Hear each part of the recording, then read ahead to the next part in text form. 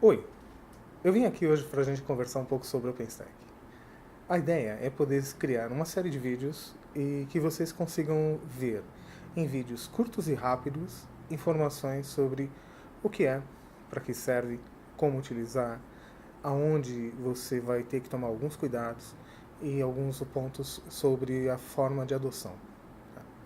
A agenda é um pouco extensa, mas todos os vídeos vão ser vídeos curtos, 5, 8, no máximo 10 minutos, para que você possa ter a facilidade de assistir o que você quiser, quando você tiver disponibilidade, e rever somente aqueles tópicos que sejam importantes para você.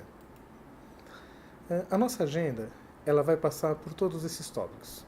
Cloud Computing, OpenStack, quem desenvolve OpenStack, os componentes, a forma de arquitetura que você pode utilizar, como utilizar o OpenStack, quais são seus módulos básicos ou os módulos cores, como também são conhecidos, módulos opcionais, vários deles são fantásticos, trazem uma série de informações. Quando você usar o OpenStack, nem sempre ele vai ser uma boa opção. Casos de uso, cuidados que você tem que ter.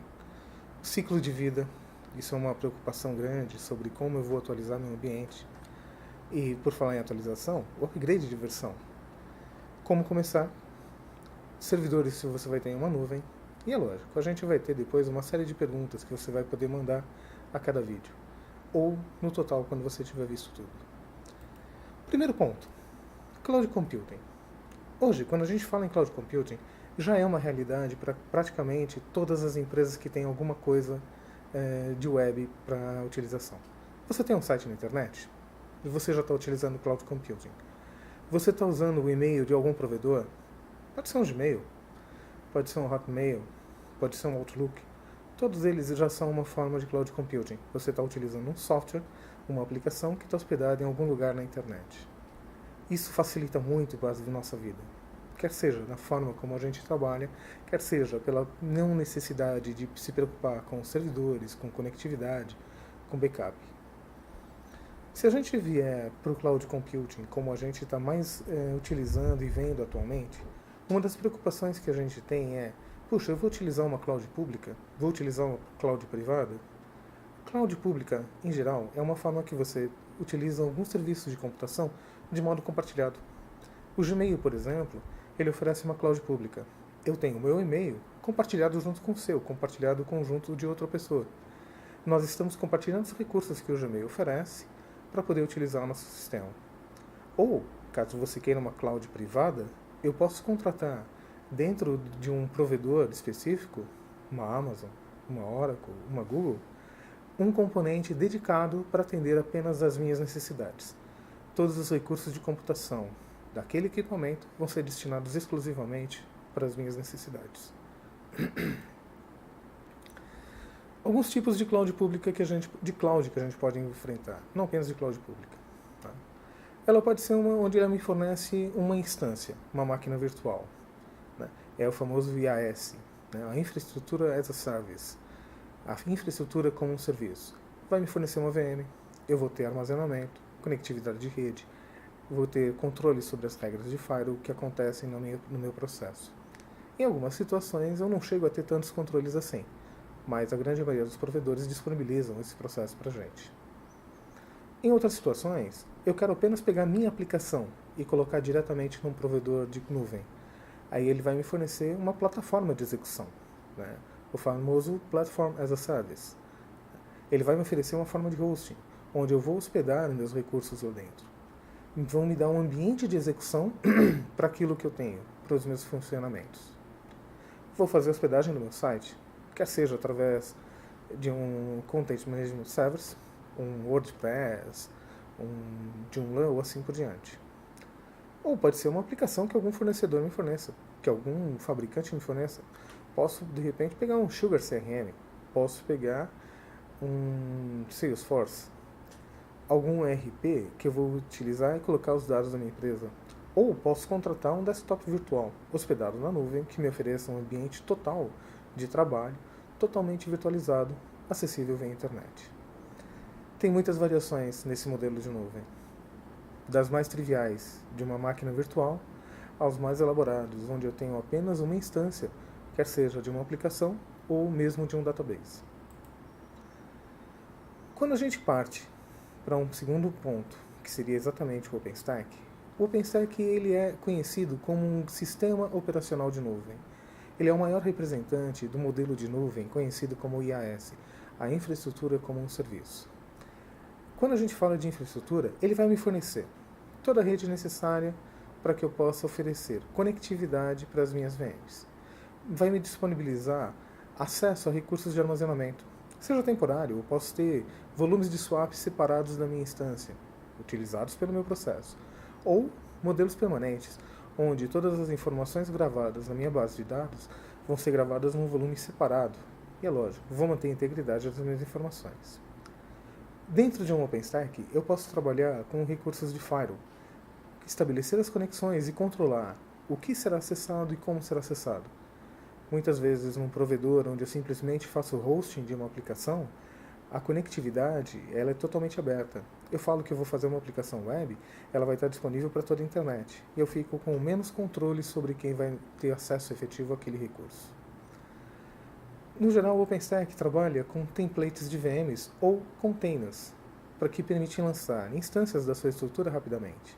Eu posso lançar uma nova instância, quer seja de uma VM, quer seja de um container, em questão de poucos segundos. Quando for muito pesado, pode levar até um meio minuto, mas é extremamente rápido para aquilo que a gente tem no ambiente. E as instâncias podem ser distribuídas geograficamente. Uma empresa que tenha 2 unidades ou que contrate uma nuvem com 2 localizações diferentes, digamos uma em São Paulo e uma no Rio, ele pode optar por lançar, no momento de iniciar o seu processo, uma instância em São Paulo, outra instância no Rio. Podem ser simultâneas ou podem ser lançadas alternadamente. Qual seria o objetivo disso? Distribuição de carga no geral. Ou às vezes, por meio de um CDN, fazer com que o acesso seja mais rápido, dependendo da localização do assinante, da pessoa que está consumindo aquele conteúdo.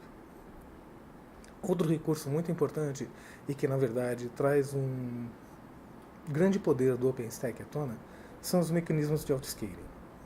Por meio de um serviço de monitoramento e de medição de consumo, o OpenStack é capaz de entender o que está acontecendo no seu ambiente, ver o consumo de CPU, consumo de memória, de disco, de rede, e, baseado numa série de parâmetros, tomar a decisão de lançar uma nova instância, distribuir a carga no seu ambiente, ou de simplesmente reduzir o número de instâncias disponíveis quando os acessos ao seu recurso, quando o acesso à sua aplicação, reduzir. Tive um aumento abrupto. Em questão de meio minuto, 1 minuto, eu posso ter uma nova instância no ar. Poxa, mas espera aí, se eu tenho uma nova instância, significa que eu vou ter que fazer uma distribuição de carga, colocar isso de alguma forma.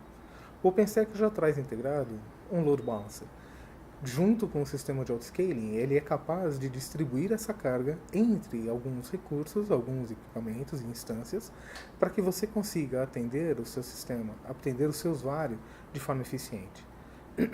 Mas e se eu tiver uma estrutura um pouco mais elaborada? Se eu tiver, digamos assim, um processo diferente? Eu tenho um hardware, puxa, eu investi um valor enorme num Big IP, um F5.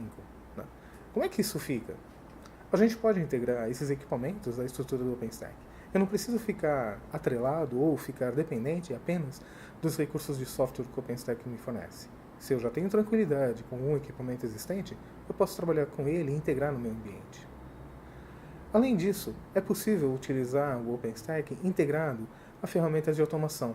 Posso utilizar um Ansible, Puppet, Chef, SaltStack, e de forma que no momento em que uma nova instância for lançada, ele já receba uma série de instruções para personalizar aquela instância da forma mais eficiente possível. Poxa, mas essa vai ser a forma de trabalho? Na verdade, vai depender um pouco da sua intenção. Às vezes eu posso trabalhar com um template básico e a partir dele lançar uma estrutura.